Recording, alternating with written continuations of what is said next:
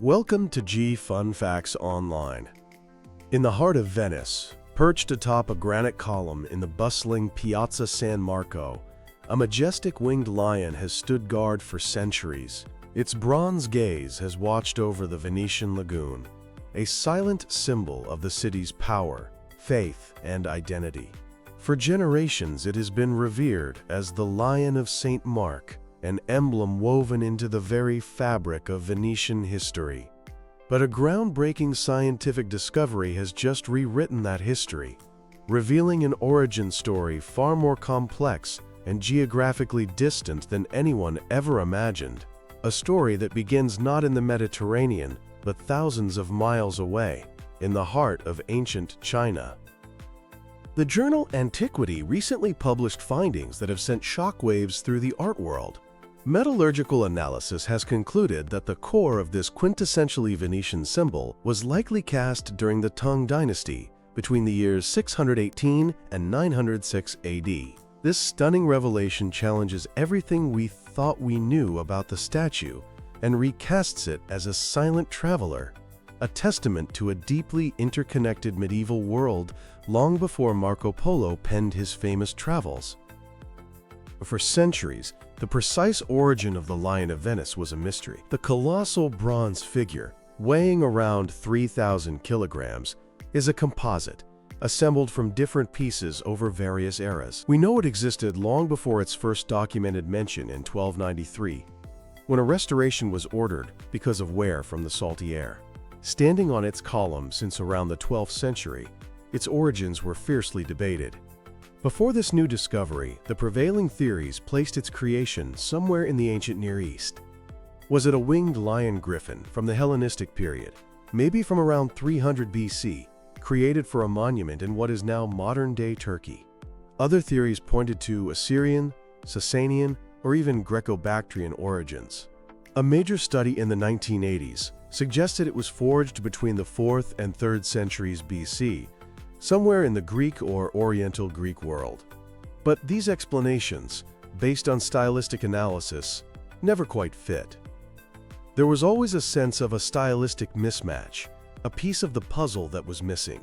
The lion just didn't look quite right when compared to other artifacts from those regions. So how did scientists finally crack a mystery that stumped historians for centuries? The answer wasn't found in ancient texts or dusty archives, but locked deep inside the metal itself. A team of scientists from the University of Padua, the International Association of Mediterranean and Eastern Studies, and C.A. Foscari University of Venice conducted a new series of advanced analyses on the bronze. They used a remarkable technique called lead isotope analysis. Think of it like this. Every metal object contains trace elements, and the specific isotopes of lead within it act as a reliable geochemical fingerprint. This fingerprint can link the metal back to the exact ore deposits where it was originally mined, anywhere in the world. The results from the Lion of Venice were absolutely unequivocal. The copper used for the statue's primary components originated from mines located in the lower basin of the Yangtze River in southeastern China, a region with a mining history stretching back to the late Tang Dynasty. One professor involved in the study put it bluntly, stating, "The signal is quite clear, we have no other comparisons." This wasn't a vague suggestion. It was hard scientific data that provided the first concrete proof of a Chinese provenance, effectively dismantling a century of Mediterranean-centric theories. Armed with this incredible scientific proof, researchers went back to the statue itself. They re-examined its physical characteristics, but this time through a new lens. And what they found were striking similarities, not to a Mediterranean lion, but to a very specific type of Chinese mythological creature, the Zhen Wushou, which translates to Tomb Guardian Beast. During China's Tang Dynasty, these fantastical, often ferocious-looking hybrid creatures were placed at the entrances of tombs. Their purpose was to ward off evil spirits and protect the soul of the deceased. These guardians were not meant to be realistic animals. They were chimeras, blending traits from various beasts. They often had leonine muzzles, flaming manes, and sometimes wings, or even horns.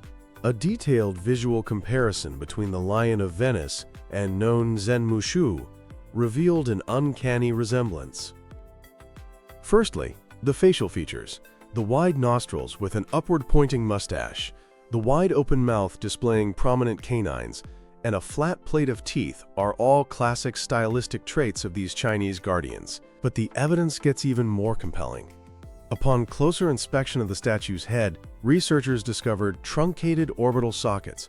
They now believe these sockets once held horns or antlers, a common feature of Zhenmushu.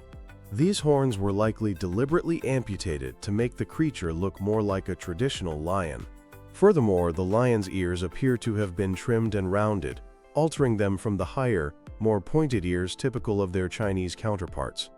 All this evidence points to a fascinating conclusion. The statue that arrived in Venice was not a lion at all. It was a Chinese tomb guardian. Venetian artisans, seeking to create a powerful symbol for their patron saint, Saint Mark, whose emblem is a winged lion, likely took this existing Chinese sculpture and modified it. They removed the horns, reshaped the ears, added the iconic wings, and later placed a book under its paws to complete the standard iconography of the Lion of Saint Mark.